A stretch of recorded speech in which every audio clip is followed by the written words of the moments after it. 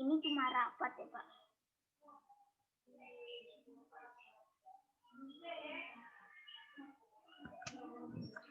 Ya, baik.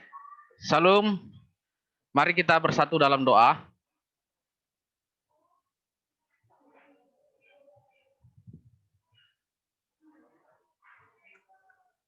Tuhan Yesus, terima kasih pada pagi hari ini kami akan melanjutkan perkuliahan kami, yaitu membahas tentang format proposal skripsi.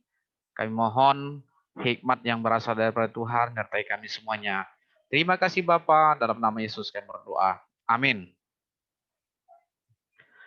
Pada hari ini kita akan membahas format secara utuh, format proposal skripsi STTHMI. Ya, kita mulai dari sana, yaitu ada halaman pengesahan pembimbing. Ya, pengesahan pembimbing ini tentunya nanti ya proposal itu harus sudah disetujui oleh dosen pembimbing 1 dan dosen pembimbing 2. Ya, kalau kedua dosen itu belum setuju, maka berarti proposal Anda itu belum diterima oleh panitia. Ya, ingat nanti ada panitia. Panitia proposal, skripsi dan wisuda itu ada. Kalian akan menyerahkannya dan akan dilihat, dicek. Ya, apabila halaman pengesahan pembimbing itu sudah ditandatangani oleh dua dosen pembimbing, baru maka itu sah dan diterima. Ya. Kemudian ada halaman pengesahan penguji. Ya, ini nanti setelah sidang proposal. Setelah sidang proposal, maka itu harus disahkan oleh penguji, ditandatangani oleh penguji. Itu ada 3 dosen penguji. Ya, penguji 1, 2, dan 3. Nanti ada ketua pengujinya. Kemudian ada sekretaris, ada anggota. Kemudian nanti dari pengesahan penguji itu dan dari ujian tentunya ada masukan-masukan notulen yang harus kalian catat. Ya, nanti kalian harus catat dengan baik itu untuk dilakukan perbaikan. Nah, oleh sebab itu ada halaman pengesahan pembimbing setelah ujian proposal. Artinya, ya kalau ada nanti catatan-catatan dari notulen, di situ kalian harus perbaiki. Kalian perbaiki, sudah nanti apabila sudah sesuai nanti dengan standar yang diminta oleh dosen penguji, ya barulah dosen pembimbing ya mensahkannya, menerima. Kalau tidak diperbaiki, tentunya tidak akan disahkan oleh dosen pembimbing. Ya, berikutnya ada surat pernyataan bebas plagiarisme. Itu adalah pernyataan dari kalian. Menyatakan bahwa skripsi kalian itu bukan hasil kopas. Bukan juga hasil dari internet, bukan hasil dari punya orang. Ya, kemudian di copy paste. Oleh sebab itu, maka ada surat pernyataan. Surat pernyataan itu sebagai pegangan bagi kampus. Ya, apabila nanti suatu saat ternyata itu adalah kopas dari internet kah, dari punya orang kah, hasil karya ilmiah orang, maka itu kalianlah yang akan bertanggung jawab. Dan apabila nanti ketahuan, maka akan dibatalkan karya ilmiahnya. Ya, baik proposalnya. Berikutnya ada halaman pernyataan orisinalitas. Ini berkaitan dengan tadi surat pernyataan bebas plagiarisme. Bahwa proposal ini pun adalah orisinal kalian yang tulis. Bukan orang lain. Bukan dibantu orang lain untuk nulis baru kalian katakan bahwa itu punya kalian. Ya. Jadi orisinalitas itu menandakan bahwa benar-benar kalianlah yang menulis. Ya, bukan orang lain kemudian kalian katakan bahwa itu hasil karya kalian sendiri. Nah, itu secara akademis tidak boleh. Ya, berikutnya adalah halaman pernyataan persetujuan publikasi. Ya, Proposal yang sudah nanti diperbaiki, kalian harus print out rapi, dan kemudian nanti akan dipublikasikan di perpustakaan. Akan disimpan di dalam perpustakaan. Ya. Tentunya harus melewati panitia. Panitia proposal, skripsi, dan wisuda. Ya, itu ada panitianya. Kita buat langsung ya. Panitianya satu, panitia proposal, panitia skripsi, dan panitia wisuda. Mereka satu panitia tetapi 3 tugas itu. Ya.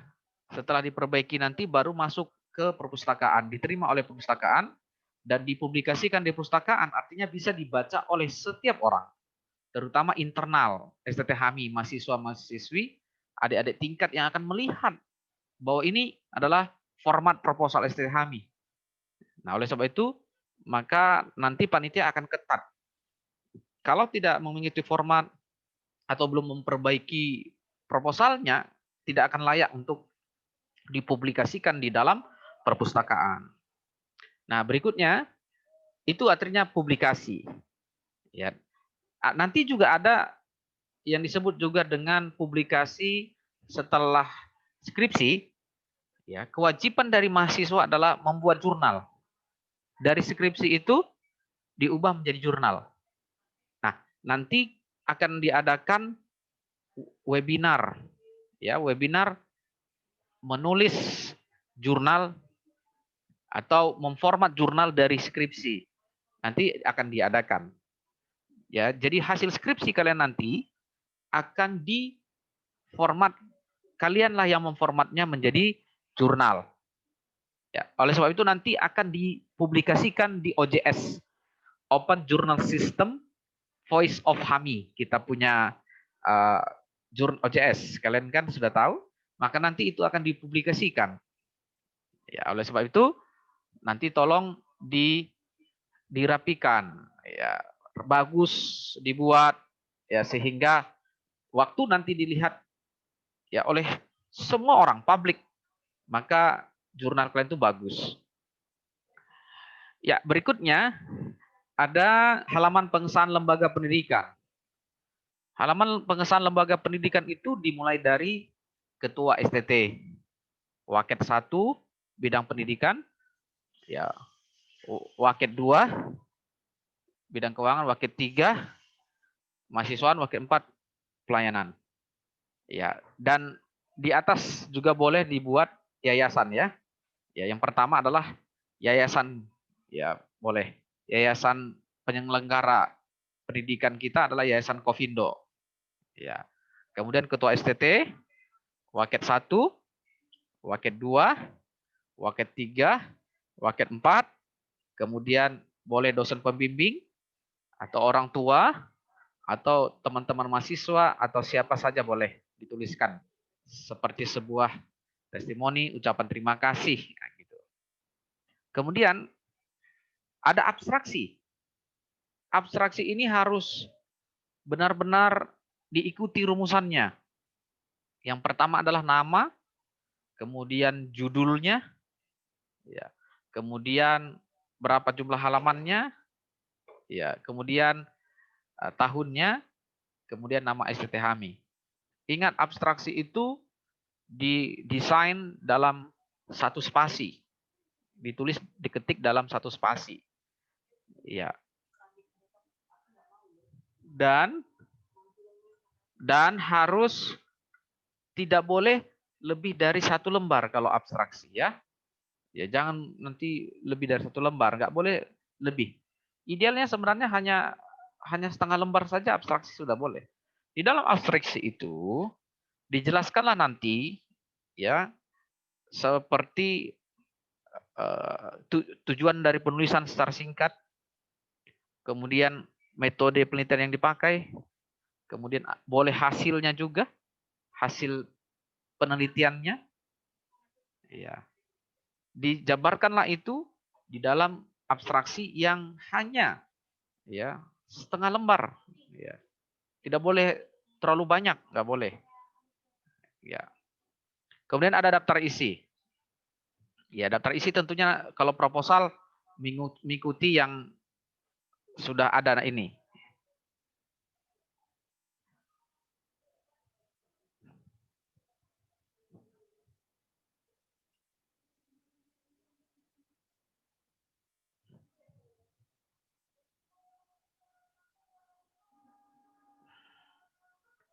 Ya, sebentar saya mau turunkan bahan materinya agak lengket atau bagaimana ya ini ya.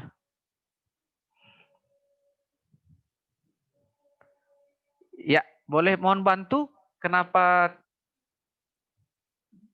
tidak bisa diturunkan? Kenapa ya? Kira-kira ada yang bisa bantu? Pak, minta tolong ceria aja Pak. Dia soalnya bisa Pak. Ceria Pak. Kenapa Ki? Minta tolong sama ceria Pak. Ceria. Dia bisa itu Pak. Oh, ada sudah maaf. Di sini saya sudah ketemukan. Ya maaf ya. Nah, Pak, ini mungkin formatnya atau boleh dibocorin sistematikanya. dikit Pak. Jadi nanti dibuatlah dalam format proposal itu bab 1. Di dalam bab 1 itu ya pendahuluan ada latar belakang, identifikasi masalahnya, batasan masalah, rumusan masalah, tujuan penelitian, kegunaan hasil penelitian. Nah, latar belakang kita sudah bahas ya. Latar belakang itu menyangkut tentang fenomena masalah yang dihadapi oleh dan diamati oleh penulis. Ini dia. Peristiwa-peristiwa yang sedang terjadi pada suatu objek penelitian. Peristiwa itu adanya sesuatu penyimpangan dari standar yang ada. Ya. Karena kan kita ketahui ada standar tertentu yang sudah ada. Nah, di lapangan kita melihat ada penyimpangan-penyimpangan, ada sesuatu fenomena yang terjadi di luar dari lazimnya. Maka di dalam latar belakang itu ditulislah penyimpangan-penyimpangan itu, fenomena-fenomena yang terjadi, masalah-masalah yang terjadi, paparkanlah itu berdasarkan variabel kita X dan Y. Kemudian identifikasi masalah. Identifikasilah masalah-masalah yang ada di lapangan yang kita amati tadi, diobservasi. Ya, ini kita cepat aja karena kita sudah pernah ini. Kemudian batasan masalah. Ya. Kita batasi masalah yang hendak kita teliti. Lokusnya, ya, populasinya, kita harus batasi. Karena kita terbatas waktu, terbatas tenaga, terbatas juga materi, ya, dana juga. Ya, maka kita batasi penelitian kita. Kemudian rumusan masalah, ya, dispesifikkan masalah yang hendak diteliti. Karena tadi kan identifikasi masalah banyak tuh kan, ini masalahnya banyak sekali. Maka dari identifikasi masalah itu, tadi lakukan batasan masalah, kemudian rumuskan masalah. Ya, artinya yang hendak diteliti saja, biasanya hanya satu saja. Ya. Dan dibuat dalam bentuk kalimat tanya. Kemudian tujuan penelitian. Ya, tujuan penelitiannya apa? Ya, misalnya tujuan penelitian itu untuk guru di sekolah A, ya kan? Untuk kepala sekolah di sekolah A. Bisa juga untuk siswa. Jadi tujuan penelitian kita itu harus memiliki tujuan yang baik, yang positif untuk membangun ya tempat penelitian kita, lokus kita. Itu yang terutama. Dan kemudian tentunya bagi masyarakat luas. Kemudian F, kegunaan hasil penelitian. Nah, biasanya dibagi itu dua. Yang pertama adalah untuk mengembangkan keilmuan. Itu yang disebut dengan kegunaan teoritis. Ya, keilmuan apa? Kalau bagi kita yang teologi, maka kita perhatikan karya ilmiah kita berkaitan dengan apa? Misalnya pastoral, penggembalaan, konseling. Maka itu berguna bagi ilmu konseling, khususnya konseling pernikahan contohnya kan.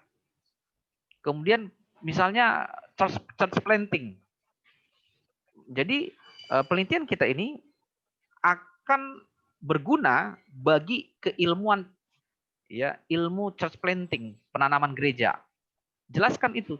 Apa yang akan bermanfaat? Ya, berguna. Penelitian kalian itu berguna bagi ilmu yang kalian sedang teliti kaitannya.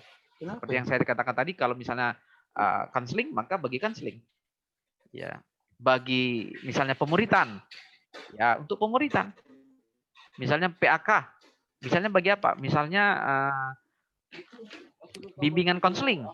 Bagi berarti bimbingan konseling. Jadi dalam A ini harus spesifik. Jangan hanya ditulis bagi pendidikan agama Kristen, itu luas sekali. Tulislah misalnya sesuai dengan judul kalian. Oh misalnya kalian mengangkat judul PJJ, pembelajaran jarak jauh. Jadi tujuannya itu nanti adalah bagi PJJ.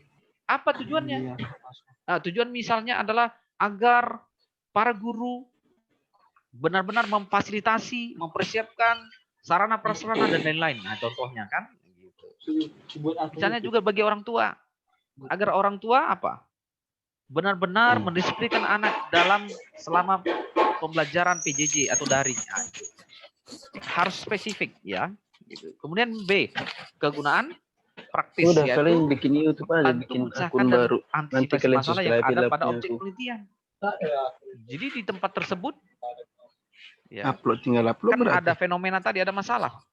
Maka lewat penelitian yang kalian lakukan, maka secara praktis penelitian yang kalian lakukan itu akan bermanfaat bagi objek penelitian kalian. Banyak Memang ada nggak, masalah di sini kadang-kadang tempat penelitian, kadang-kadang bisa saja nggak terima itu. Tetapi nggak usah pusingkan. Yang penting kalian sudah publikasikan, kalian sudah lakukan penelitian, kalian sudah berikan saran-saran yang berguna.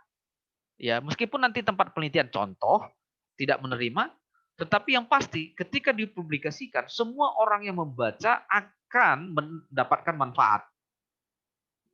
Karena apa? Karena bisa saja masalah yang dihadapi, fenomena yang terjadi di lokus tertentu, bisa saja dialami oleh di lokus yang lain, tempat-tempat yang lain. Bisa saja masalah case yang dialami adalah sama, itu banyak. Jadi nggak ada masalah. Gitu. Kemudian, landasan teori. Di sini ada deskripsi teori. Ya. Maka jelaskanlah variabel yang akan diteliti sebagai dasar untuk memberikan jawaban. Jadi harus ada dasar-dasar teorinya berkaitan dengan variabel yang hendak kalian teliti. Ya, teoritisnya sudah ada duluan. Gitu. Karena dari sinilah nanti disusun instrumen penelitian. Oleh sebab itu, penelitian kuantitatif harus kuat di deskripsi teorinya. Deskripsi teorinya harus kuat, harus benar memadai, karena dari sini nanti akan dilahirkan instrumen penelitian. Berikut kerangka berpikir, ya. Ini adalah konseptual tentang bagaimana teori berhubungan dengan faktor yang telah diidentifikasikan sebagai masalah yang penting. Ya, kerangka berpikir menggunakan kalimat jika begini, maka akan begitu. Jika komitmen kerja guru tinggi, maka produktivitas lembaga sekolah akan tinggi pula. Ini contohnya ya. Jika pengawasan dilakukan dengan baik atau positif, maka kebocoran anggaran akan berkurang negatif. Ya, itu kerangka berpikirnya begitu. Ya, kemudian hipotesis. Hipotesisnya adalah jawaban kita sementara. Ya. Terhadap rumusan penelitian. Titik tolaknya adalah rumusan masalah dan kerangka berpikir tadi. Ini berkaitan kuat. Ya, contohnya, adakah pengaruh kepemimpinan terhadap motivasi kerja pegawai? Nah, ini rumusan masalahnya kan? Rumusan masalahnya contohnya adalah, adakah pengaruh kepemimpinan terhadap motivasi kerja pegawai? Kerangka berpikirnya, kita pakai rumusnya tadi. Jika kepemimpinan baik, maka motivasi kerja akan tinggi. Nah, itu kerangka berpikirnya. Nah, kemudian hipotesisnya adalah ada pengaruh yang tinggi. Putus ya? Dengaran, Pak. Ini saya terputus. Tunggu dulu ya. Enggak. Lanjut, Pak. Kelihatan Lanjut, kok Pak ya? kedengaran suaranya, Pak. Iya, Pak. Mantap, Pak. Ya, baik. Saya ini agak lagi loading. Kita tunggu sebentar ya. Waktunya tinggal 9 Mungkin menit karena lagi. saya yang pembuat Zoom-nya. Udah peringatan waktu soalnya, Pak, 9 menit lagi. Kenapa, Lid? Udah peringatan waktu, makanya loading kali, Pak. Iya.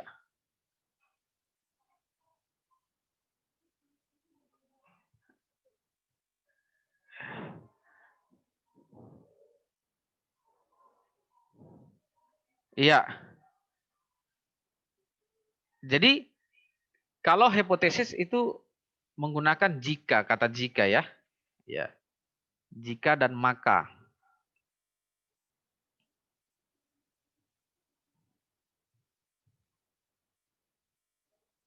Bisa dilihat apanya? Presentasinya lagi? Bisa, Pak. Bisa, Pak. Oh, bisa, oke.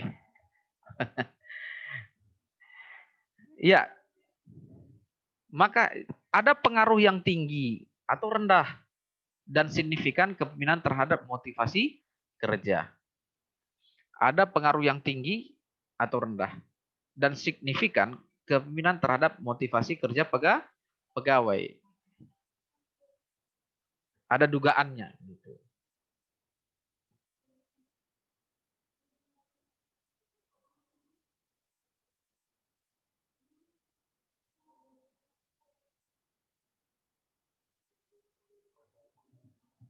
Ya, kita lanjut. Prosedur penelitiannya, nah ini bab 3 nanti ya. Yaitu metode penelitiannya yang kalian pakai apa? Misalnya metode penelitian yang kalian pakai adalah kuantitatif kan?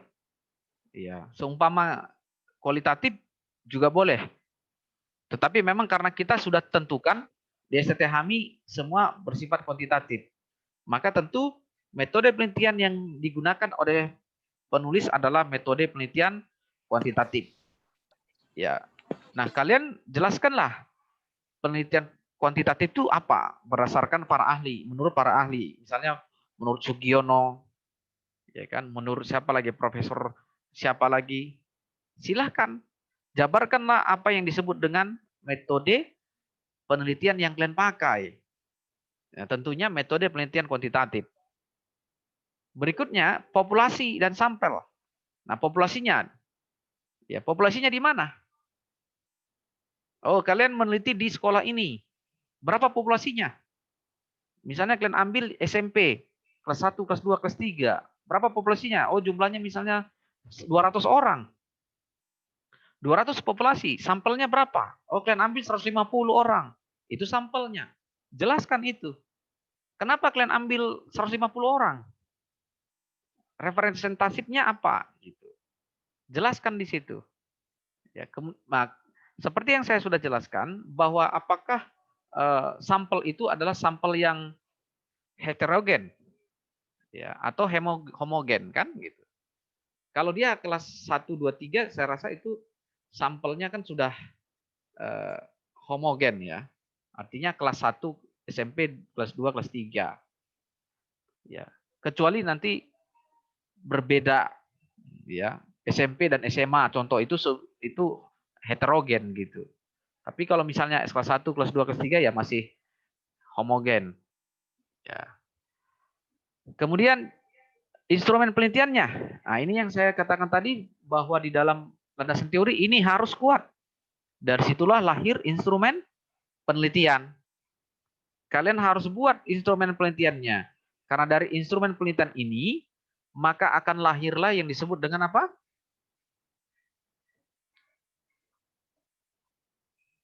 Apa di situ? Lahirlah angket nanti.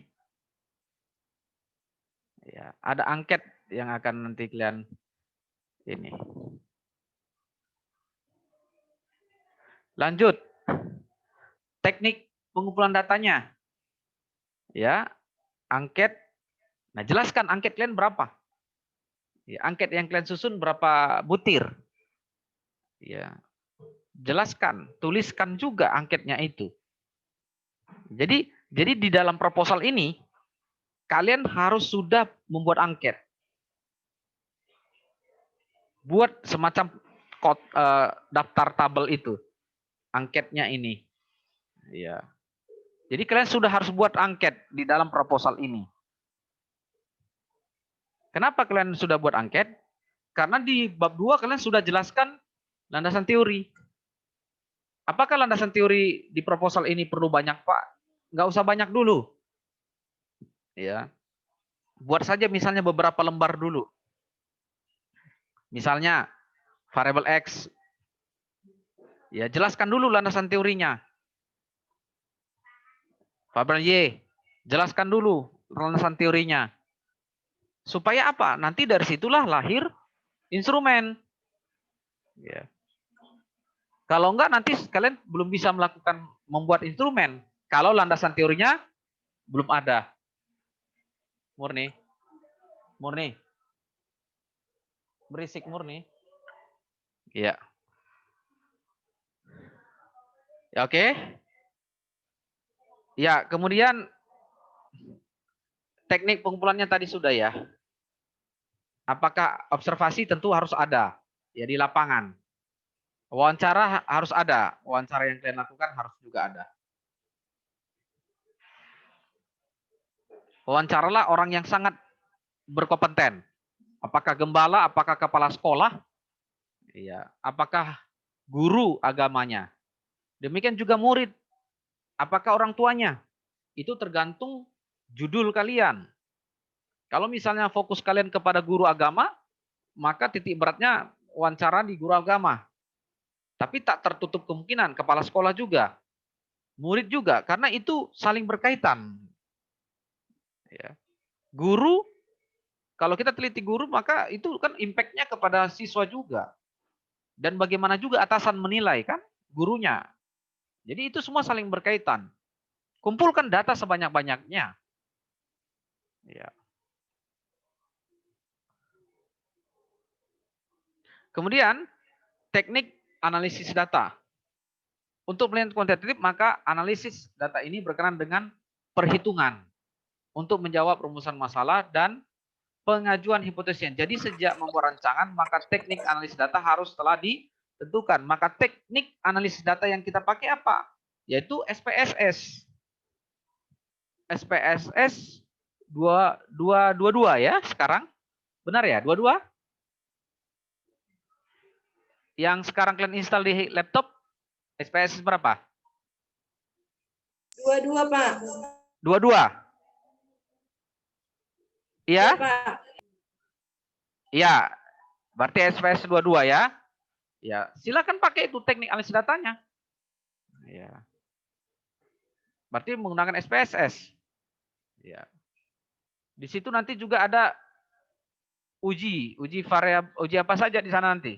Uji validitas, uji reliabilitas. Ya, gunakanlah itu nanti. Kemudian yang bab 4, organisasi dan jadwal penelitian. Organisasi penelitian ini kalau penelitian yang dilakukan kelompok, maka harus ada ketuanya, sekretaris, anggotanya. Tapi karena penelitian yang kalian lakukan adalah penelitian pribadi, maka tulis aja penelitian ini dilakukan secara pribadi.